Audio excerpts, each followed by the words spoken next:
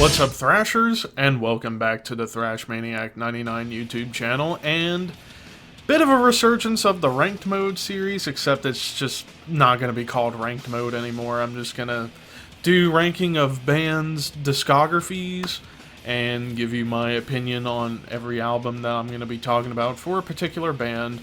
And I figured a good band to kind of bring this series back in some degree would be the band Opeth. So, brief little history for those of you who are watching that have never heard of Opeth or haven't heard about Opeth in a long time. Opeth started all the way back in 1990 out of Stockholm, Sweden, by a man named David Isberg, who was the vocalist at the time. Had a couple other guys before eventually, after just a short period of time, decided to bring in guitarist Michael Åkerfeldt, who came out of a band called Eruption. Problem was, David's other bandmates were not happy about Michael coming in, to the point where David fired them, and it would just be David and Michael to carry on with some members, a revolving door of members for the next several months, before David backed out and decided to hand everything over to Michael, like, hey Michael, you take this and you run with it however you see fit. Basically giving the band up to Michael Åkerfeldt. 1991, we get some new members coming in. About in between 1991 and 1993, we get a pure concrete lineup. We got Michael Åkerfeldt on vocals and guitar, Peter Lindgren on guitar, Anders Norden on drums, and Johan de Farfalla on bass. And in 1994, they went to Unisound Studios to record with the legendary Dan Swano, and in 1995 released their debut album, Orchid. So Orchid, this is my number 9 album of the Opeth catalog, and I do want to preface, there is no Opeth album I think is bad or really weak. I think every album is good to classic.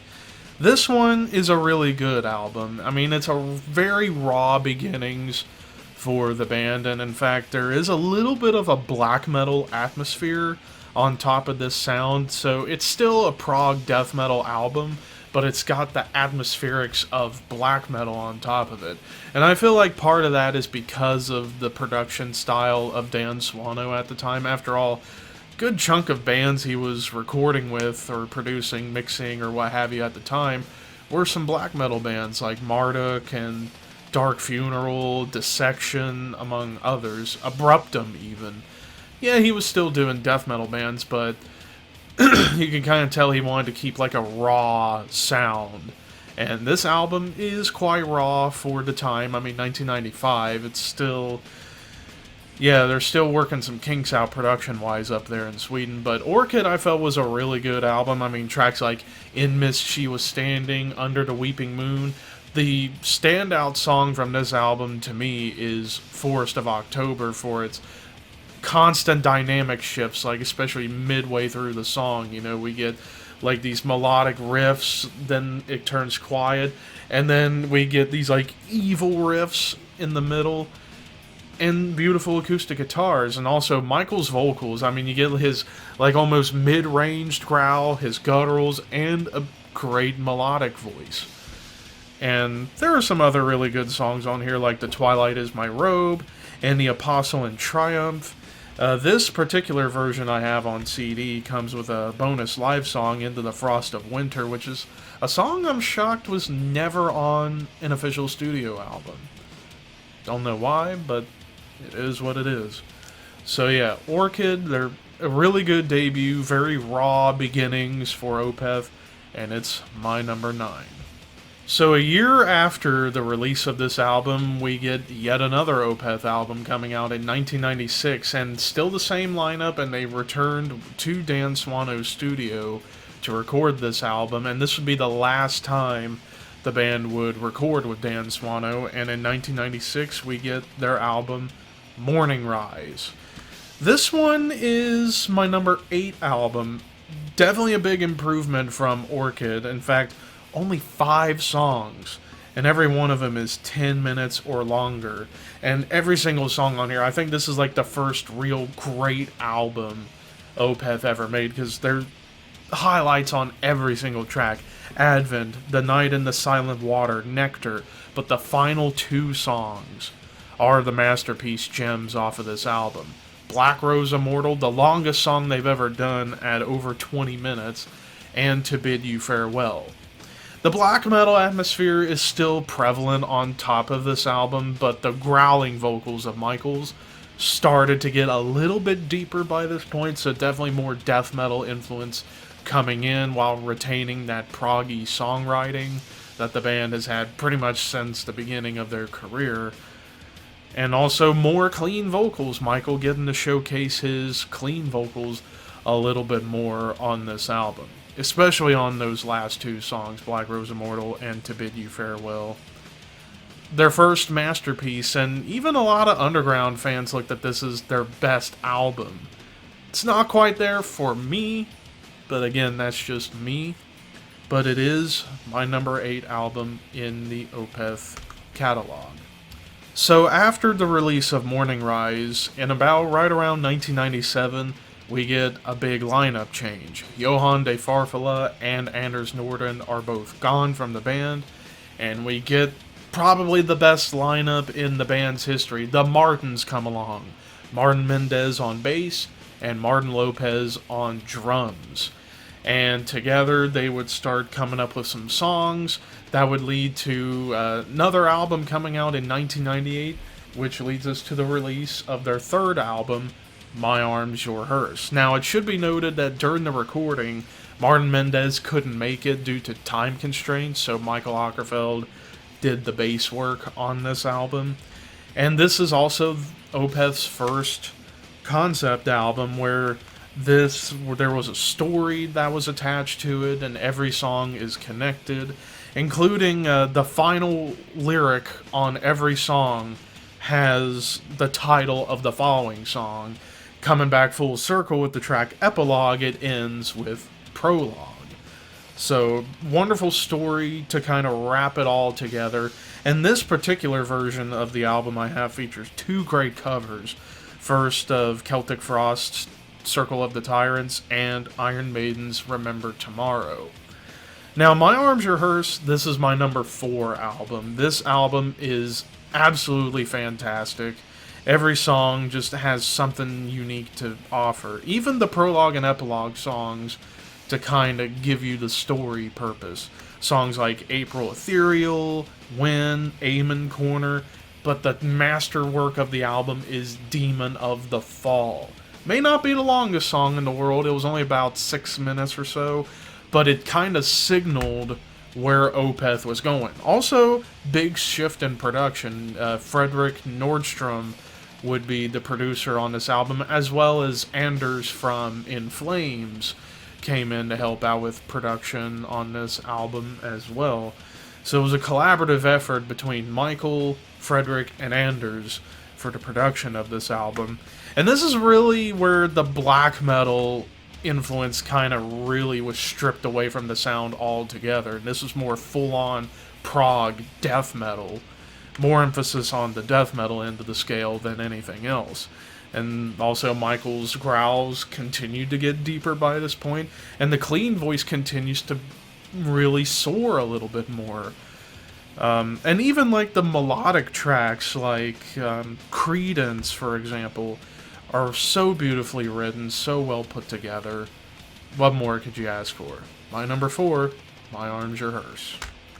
So after My Arms, Your Hearse, Martin Mendez finally gets to be on a recording for an upcoming album, and in 1999, still with Fredrik Nordstrom as the producer, and they come together to release 1999's Still Life. Of course, this is where Michael's growls really began to shine in terms of how great of a growler he is. He has such a demonic voice when he's doing the death growls, and this is where I think his growls got at their absolute deepest up to this point, and the clean vocals, again, continuing to get better and better as each album progresses. And this is also where the progressive rock influence really began to take hold in terms of the way the songs are put together, and the melodies. Everything about it is just masterful. Songs like every song on this album is incredible. The More, Godhead's Lament, Benighted, Moonlapse Vertigo, Face of Melinda, Serenity Painted Death, and White Cluster. All these songs, the two songs that have all clean vocals, Benighted and Face of Melinda, are beautiful songs, and everything else is just heavy, heavy, heavy monsters. The More, especially Godhead's Lament with the fucking drums. Martin Lopez really showing off his chops on the drums. So overall, Still Life is a masterpiece. It's my number 3 album.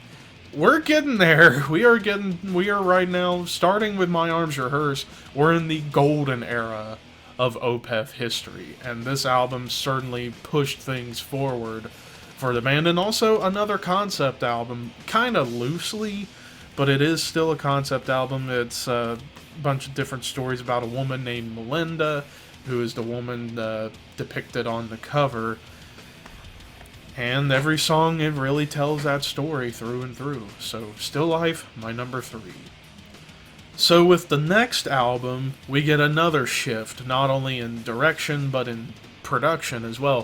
Frederick Nordstrom is still the engineer on this next album, but the band would eventually tap Steven Wilson from the almighty Porcupine Tree to come in to be the producer, considering, I guess what happened was Porcupine Tree opened up for Dream Theater on the Metropolis Part 2 tour, and I guess Steven started getting really heavily back into heavy metal again, especially prog metal bands like Opeth, and he got into Opeth, and Opeth were big Porcupine Tree fans, so it was a match made in heaven, so to speak, for Steven to work with the guys in Opeth, and together they would release in 2001 Blackwater Park.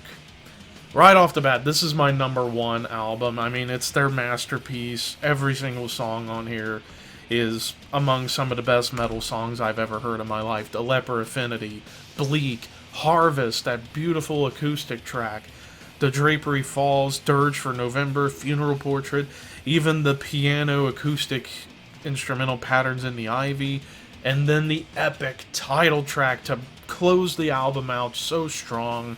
Heavy, dark, beautiful, brutal at the same time. If I had to choose some of my favorite standout songs from this album, it would be Leper Affinity, Harvest, Drapery Falls, and the title track. Those are the standout songs for me, my personal favorites off the album. And yeah, and there's a reason why this album gets heralded as arguably the best metal album of the 2000s. It's because, I mean, every single song, it's just memorable. There's memorable hooks, fantastic melodies, Michael's clean voice getting better, and also the duet with he and Steven Wilson in the chorus of Bleak. I mean, I might as well stop while I'm at it because I can't do this album justice.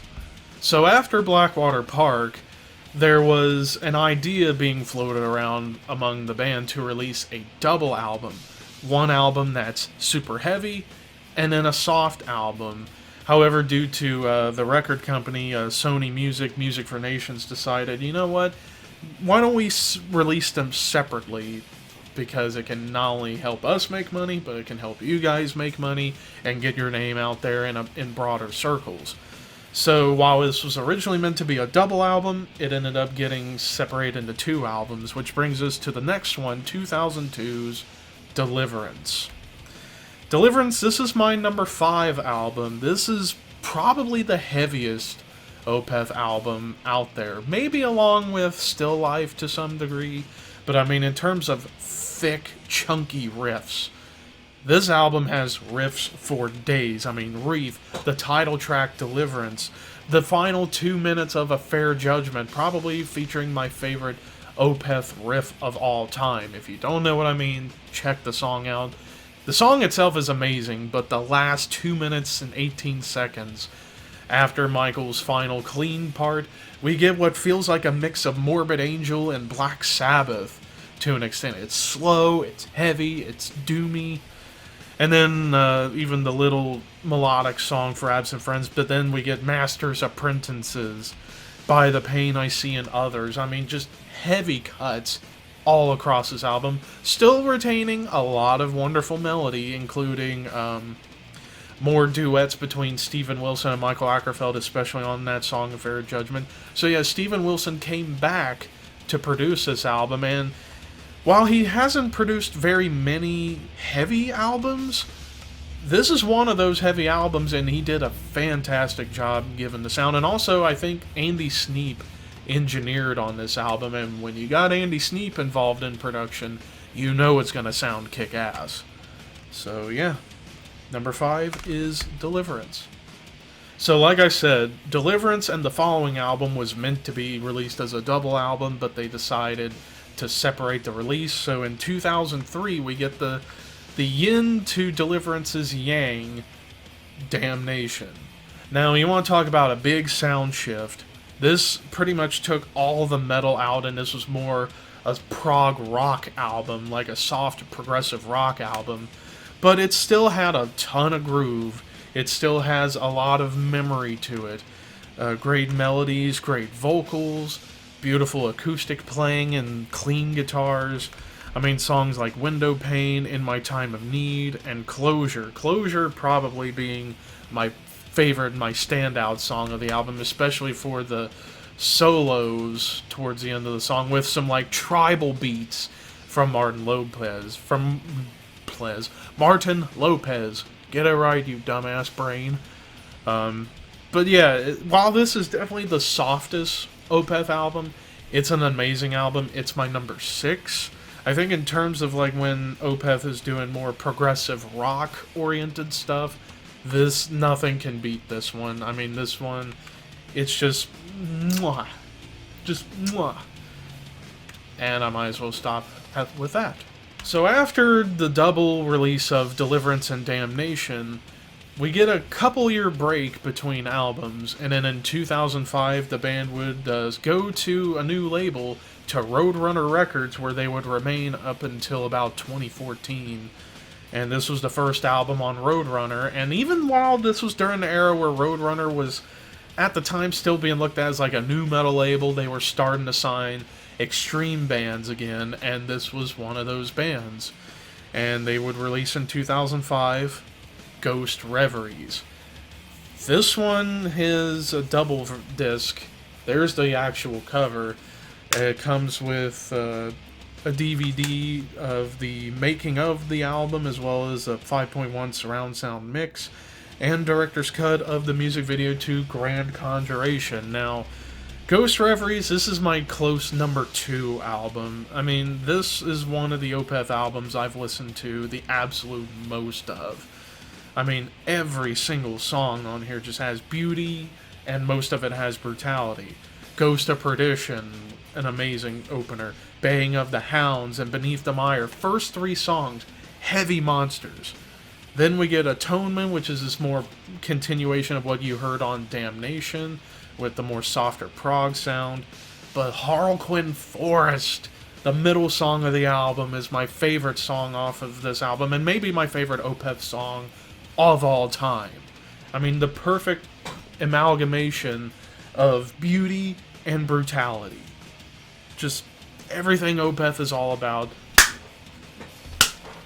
Stupid gnat. All jammed together into one album. Followed by Hours of Wealth, which was another one of those softer transition songs. But then the Grand Conjuration, the demonic song. And then Isolation Years to end the album on a beautiful note. And this version comes with a great cover of Deep Purple's Soldier of Fortune.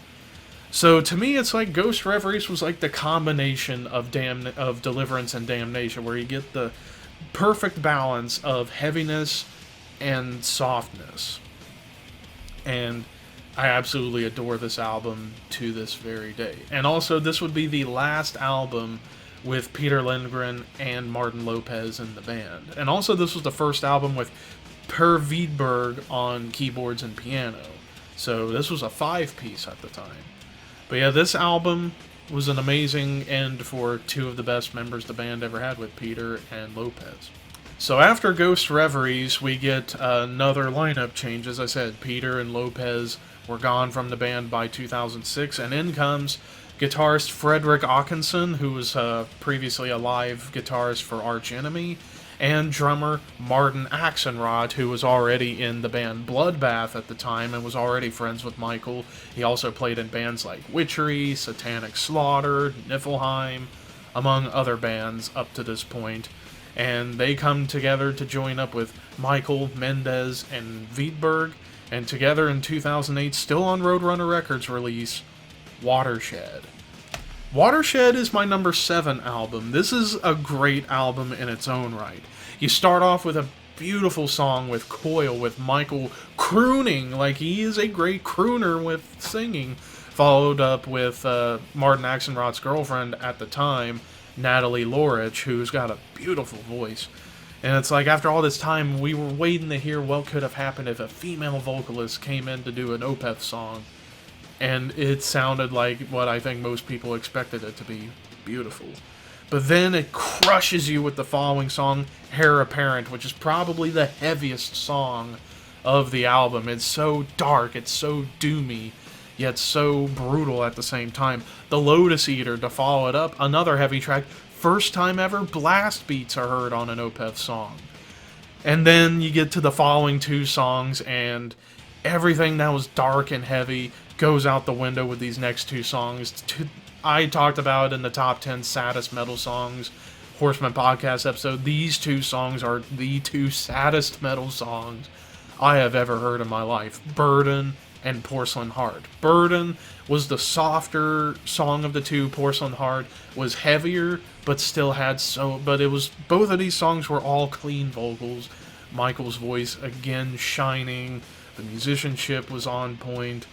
And the lyrics to both of those songs are just so sad. Like Burden, dealing with going through struggles in life, personal burdens, and how no matter what you do, it seems like nothing gets better, but you just have to fight through it. And then Porcelain Heart, a song based on a true story of Michael back in the 90s. He had a girlfriend. They ended up breaking up, and she took her own life, and he felt eternally guilty for it.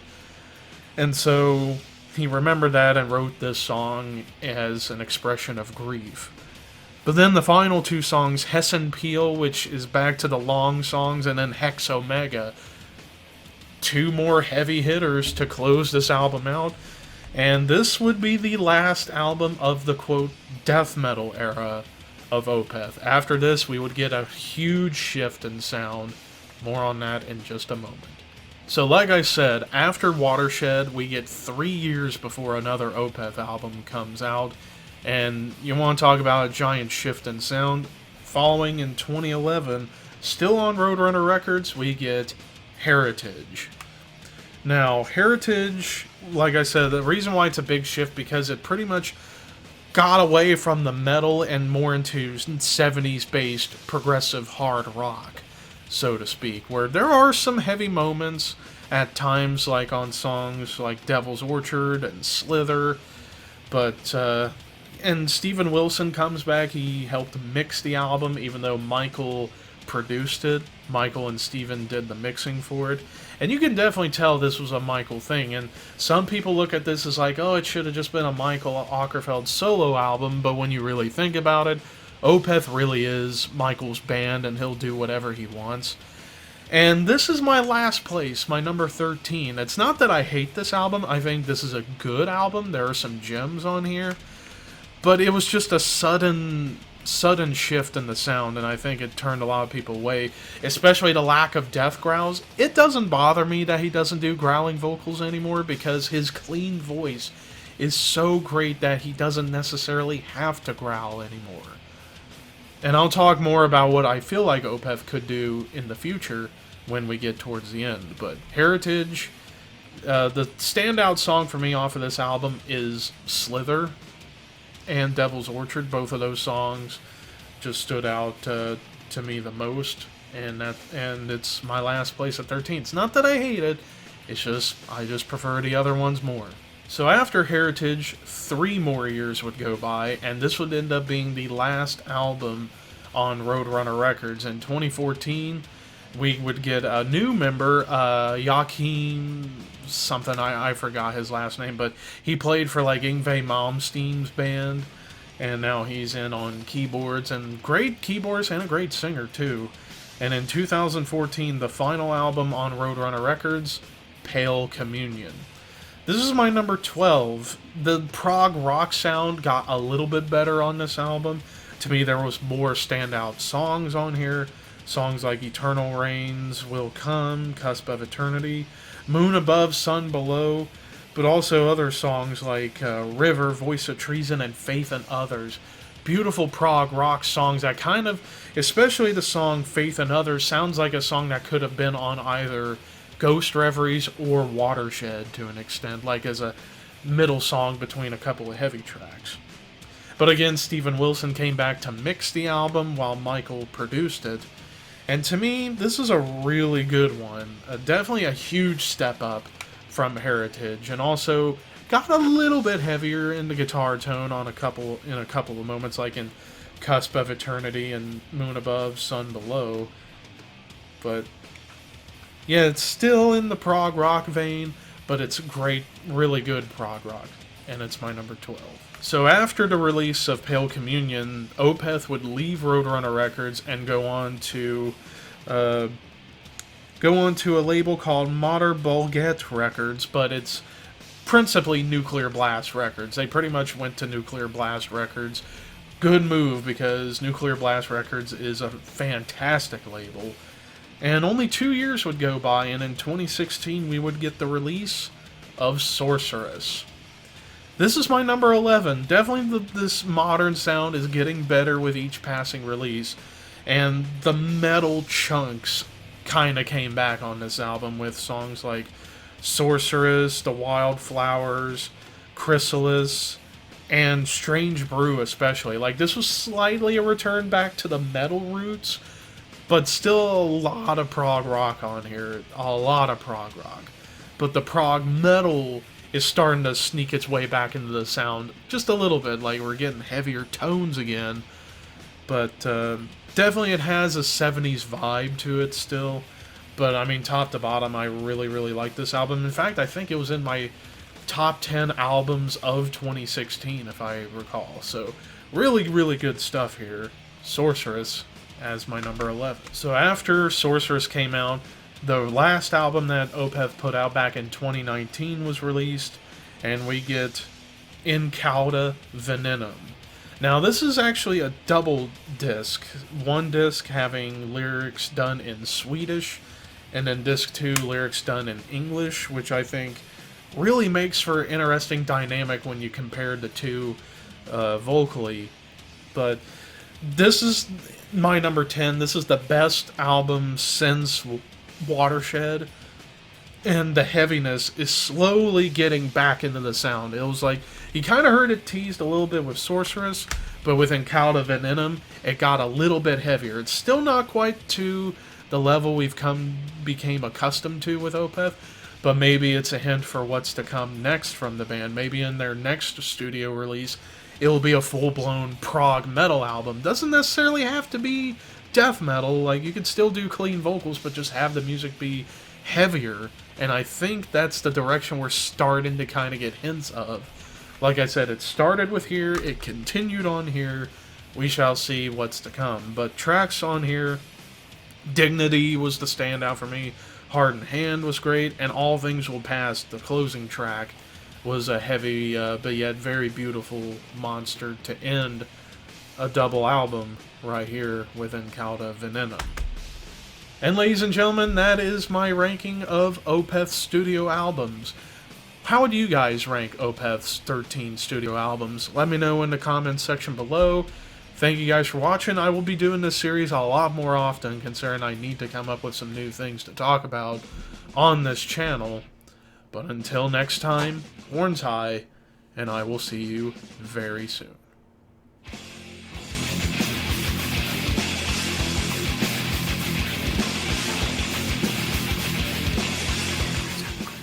Hells, do you know how to use Dude! it? Really? I was literally in the freaking menu. God. Ow! I literally just freaking spawned. Well, Tails, time to die. No, it isn't. No, it isn't. Why is everybody coming over here? Yeah, wait. No! What? We're gonna have a nice day. We're not together, or open is this right our now. First date? We're not open here, mister. Damn it! What the? No fire! I died from my own grenade! Can the fire go away, please? Thank you. You taking the big Oh my. The pigeon struck again!